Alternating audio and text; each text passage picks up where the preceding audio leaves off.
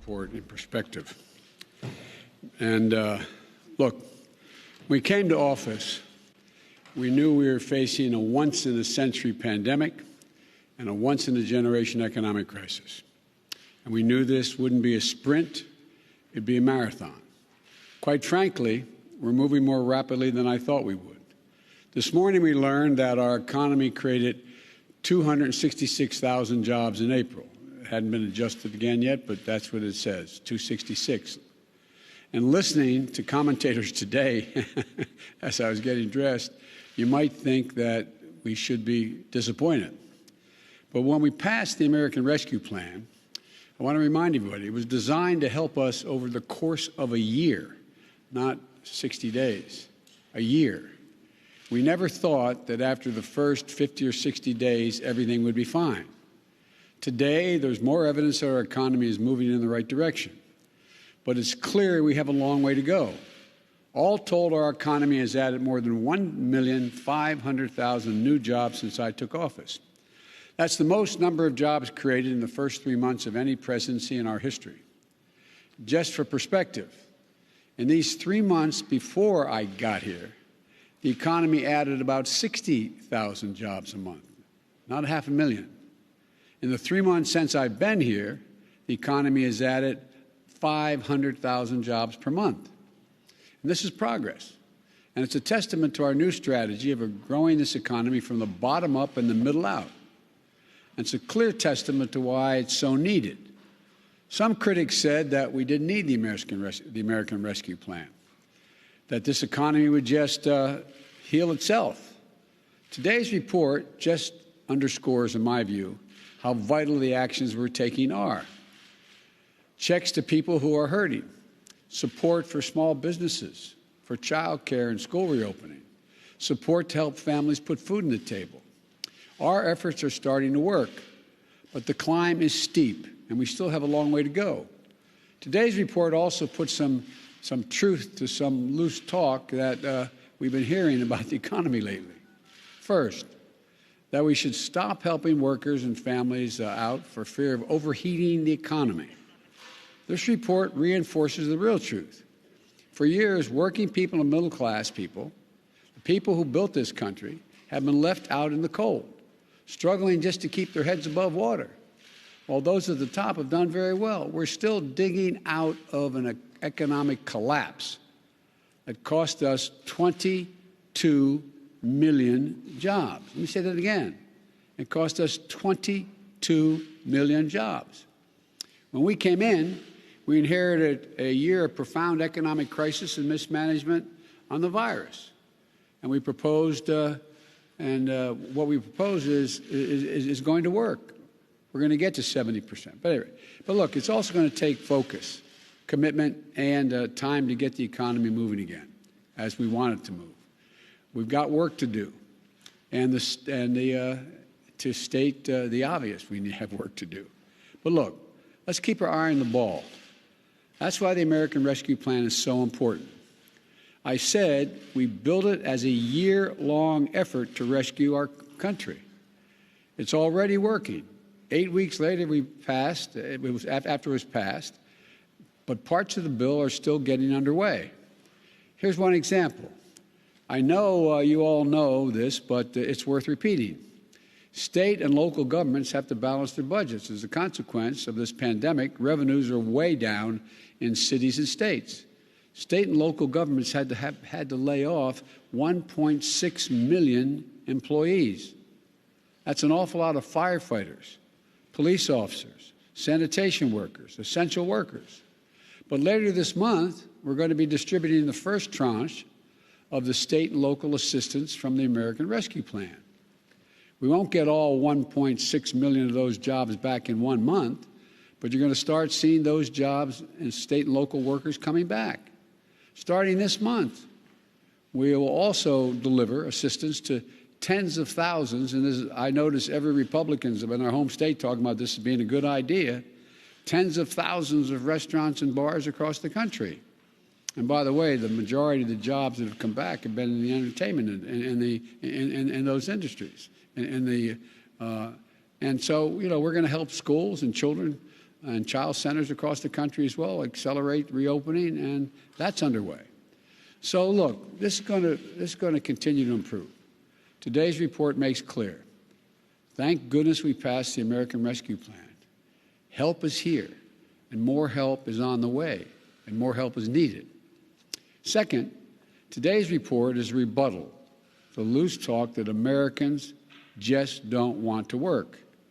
I know some employers are having trouble filling jobs, but what this report shows is that there's a much bigger problem, notwithstanding the commentary you might have heard this morning. It is that our economy still has 8 million fewer jobs than when this pandemic started. The data shows that more workers are looking for jobs, and many can't find them. While jobs are coming back, there's still millions of people out there looking for work. And the idea that they don't want to work, most middle-class, working-class people that I know think the way my dad did. He used to say, and I know I'm repeating myself, but I'm going to continue to because I think it's critical. A job is a lot more than a paycheck, he'd say, Joey. It's about your respect, your dignity, your place in the community. More than a paycheck is people's pride. It's about being able to look your child in the eye and say, honey, it's going to be okay. I've never forgotten that. I've never forgotten those folks I grew up with. I think about them every day as president. They didn't have a lot of money, but they busted their necks their whole lives to take care of their families. And all they ever wanted was a shot, a fair shot of making it. Last month, there were 266,000 more Americans with dignity that comes for the job. And there are millions of Americans out there who, through no fault of their own, have been knocked flat on their back this past year. The virus stole their jobs. And I'm determined to give them a fighting chance. That's why I've been so focused on vaccinating the nation and getting our economy running again. That's why we fought so hard to pass the American Rescue Plan. And again, the American Rescue Plan was for the whole year. It plays out over a year, and it's working. But we can't let up. This jobs report makes that clear. We've got too much work to do. And the American Rescue Plan is just that, a rescue plan. It's to get us back to where we were. But that's not nearly enough. We have to build back better. That's why we need the American Jobs Plan I proposed, to put us in a position where we can build back better, to reclaim our position as the leading and most innovative nation in the world and win the future, the 21st century. We need to rebuild the nation's roads and highways and bridges and ports and airports. We've got water systems all over the country that need repair. There are over 400,000 schools and daycare centers with lead pipes where the water goes through. 10 million homes. I saw a water project system yesterday in New Orleans that was over 80 years old.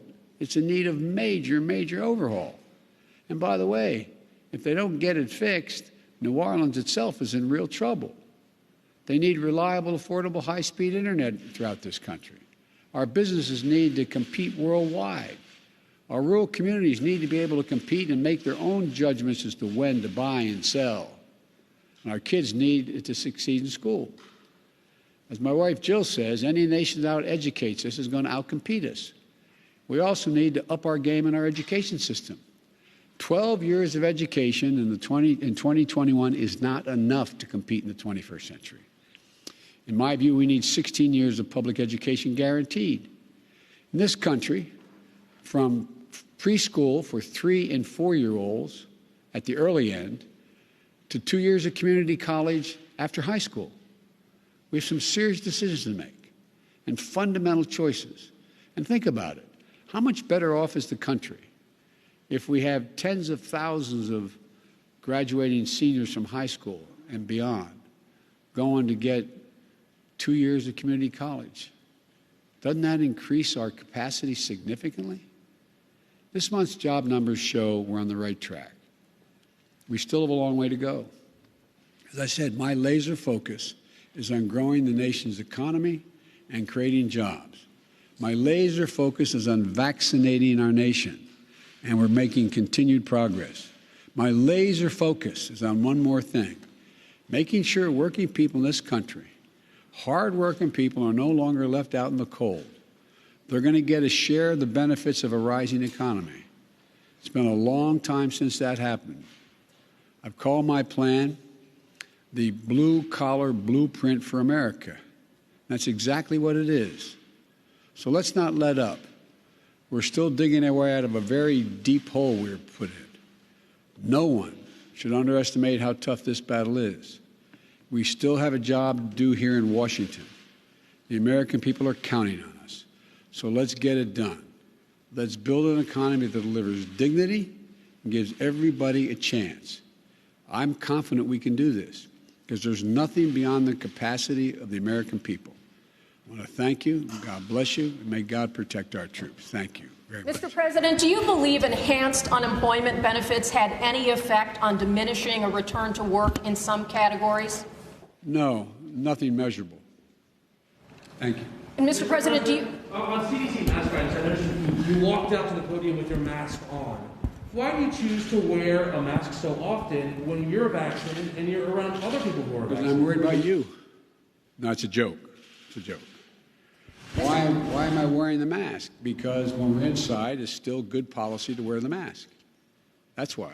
When I'm outside, and the problem is, lots of times I walk away from this podium, you notice, I forget to put my mask back on because I'm used to not wearing it outside. Mr. President, are you at all concerned about Vladimir Putin amassing troops on the border of Ukraine?